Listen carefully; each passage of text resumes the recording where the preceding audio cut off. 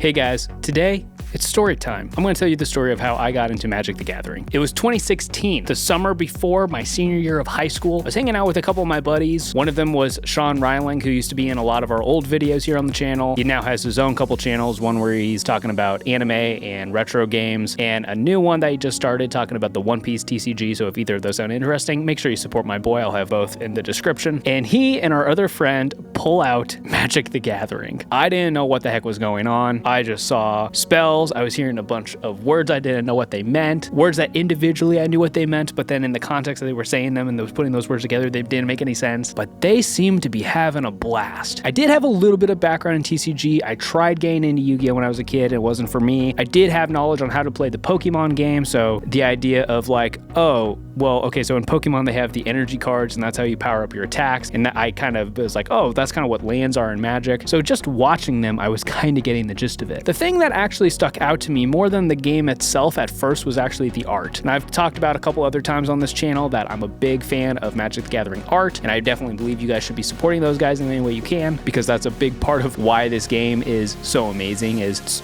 beautiful, it's fun to look at. So I finally was like, all right, you guys seem like a couple of nerds, but I'll bite. So we spent the rest of the night going through all of the bulk bins that he had at his place, and I put together a black-red deck that was awful. It was not even kind of good. I don't even really remember what all I had in there. I just remember that like I played it a couple times and I never won a game with it, but boy, was it fun. And so we kind of spent the rest of that summer kind of learning more of the rules, learning about old sets, and even getting into a lot of the newer sets. The first pack I ever bought was a Shadows over Innistrad pack because it was the newest set at the time, and I pulled a Pyre Hound, which I ended up making a standard deck with, play set of these and a bunch of instants, and the deck wasn't good, but I actually, got to play it a few times and had a lot of fun with it. So at this point, I'm kind of like casually a Magic player. I'm kind of understanding the rules. I'm kind of interested in trying out different deck types and archetypes. The thing that really sold me though was when we went to the pre-release for Eldritch Moon. To this day is one of my favorite sets, maybe mostly because of nostalgia, but also just a lot of cool imagery and a lot of really cool cards that I still play with today. Since then, I've been hooked. I've been trying other formats. I've been trying other decks. And I gotta say, a big part of that came down to my experience on who I was doing it with. Now, we have amazing resources nowadays where you can get to play Magic online without having to deal with people directly, which is especially good if you like live out in the country or far away from an LGS or something like that. We have things like Spell Table, Magic Online, Arena, and I think all of those are great. Specifically, Magic Arena has a great tutorial system. If you want to start from scratch learning how to play Magic, I think that's one of the better ways to learn. But for me, I think the reason I was able to pick it up so well is because I was with people I knew. Like, this is my best friend I'm talking about, who I've known since I was like 4 years old. He was in my wedding. He's like a brother to me, and this is someone who I learned how to communicate with well, and he was able to teach me all of the rules. Well,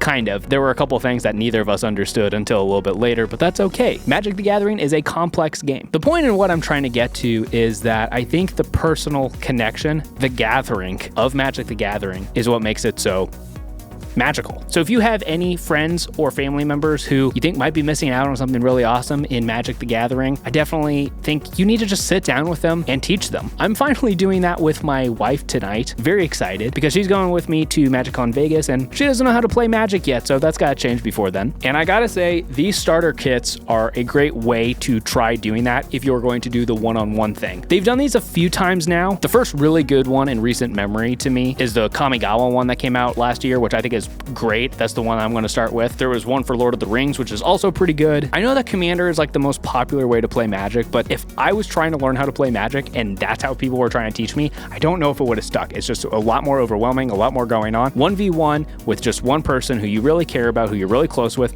that's the way to learn. And what's also great, like I said, the tutorial system is great on Arena. These also come with codes if you want to get these decks on Arena. And the other ones that I also mentioned also had that. So if in your one-on-one with your friend or family member isn't going the smoothest, you can give them the code, they can go home, they can get the free app or download it onto their computer for free and take that code and take these decks that they've already got to see a little bit in action and try it online. So I definitely recommend getting one of these as well if you are wanting to teach someone how to play Magic. These decks are kind of just teaching you the basics, how attacking and blocking works, some of the basic keywords, the idea that there are rares that have these big game-ending effects, just simple 1v1 Magic. So if you'd like to pick any of these up, you can get a link link to that in the description of this video. And thanks to Wizards of the Coast for sponsoring this video. And that's also just a little bit about my story on how I got into Magic the Gathering. I might do another video like this specifically about how I got into Commander, because that's kind of its own story, its own beast. So I might tell that story in a different video on another day. But anyways, I hope you guys have a great rest of your week, and I'll see you guys later.